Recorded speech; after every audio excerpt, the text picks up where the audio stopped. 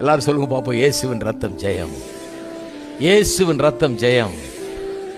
நான் பார்த்திருக்கேன் எத்தனை ஆபத்திலிருந்து அது காத்திருக்குது, எத்தனை பிசாசின் கிரியைகளிலிருந்து விடுவித்திருக்கிறது, எத்தனை பிசாசுகளை ஓட செஞ்சிருக்குது, எத்தனை ஜெயத்தை அது கொண்டு வந்திருக்குது, எத்தனை குறைகளை அது போக்கி இருக்குது, எத்தனை நிறைவை அது உண்டாக்கி இருக்குதுன்னு நான் பார்த்திருக்கேன். யார் இல்லைன்னு சொல்லவே முடியாது. இயேசுவின் ரத்தம் ஜெயம். அதான் ரத்தத்தை பற்றிலாம் பாடுறோம், ரத்தத்தை பற்றிலாம் கொண்டாடுறோம்.